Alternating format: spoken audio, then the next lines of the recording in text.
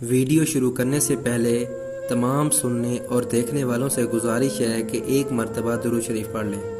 آئیے ویڈیو شروع کرتے ہیں۔ ایک شخص نے چڑیا پکڑنے کے لیے جال بچھایا۔ اتفاق سے ایک چڑیا اس میں پھنس گئی اور شکاری نے اسے پکڑ لیا۔ چڑیا نے اس سے کہا، اے انسان، تم نے کئی ہرن، بکرے اور مرغ وغیرہ کھائے ہیں۔ ان چیزوں کے مقابلے میں میری کیا حقیقت ہے؟ ذرا سا گوشت میرے جسم میں ہے، اس سے تمہارا کیا بنے گا؟ تمہارا تو پیٹ بھی نہیں بھرے گا۔ لیکن اگر تم مجھے آزاد کر دو تو میں تمہیں 3 نصیحتیں کروں گی جن پر عمل کرنا تمہارے لیے بہت مفید ہوگا۔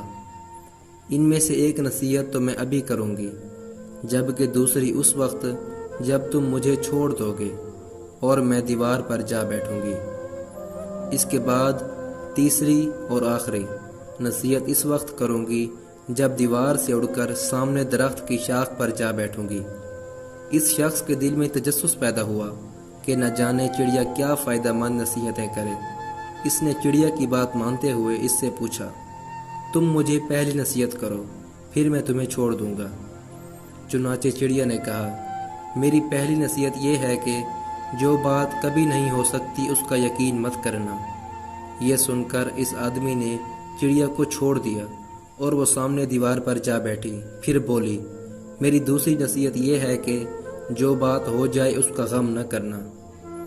اور پھر کہنے لگی، اے بھلے مانس، تم نے مجھے چھوڑ کر بہت بڑی غلطی کی، کیونکہ میرے پیٹ میں پاؤ بھر کا انتہائی نایاب پتھر ہے۔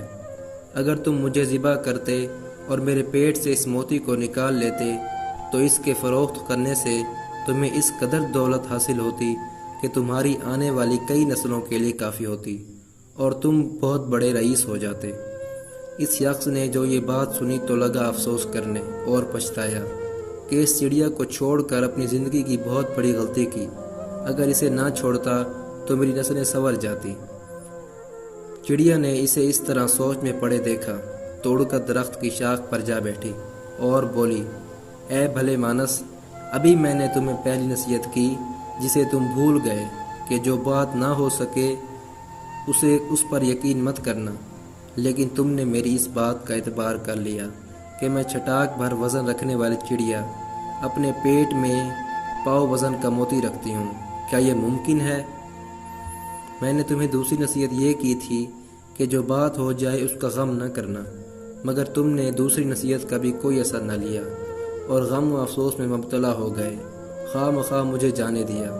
تمہیں کوئی بھی نصیحت کرنا بالکل بیکار ہے۔ تم نے میری پہلی 2 نصیحتوں پر کب عمل کیا جو تیسری پر کرو گے؟ تم نصیحت کے قابل نہیں۔ یہ کہتے ہوئے چڑیا پھر سے اڑی اور ہوا میں پرواز کر گئی۔ وہ شخص وہیں کھڑا چڑیا کی باتوں پر غور و فکر کرتے ہوئے سوچوں میں کھو گیا۔ وہ لوگ خوش نصیب ہوتے ہیں جنہیں کوئی نصیحت کرنے والا ہو۔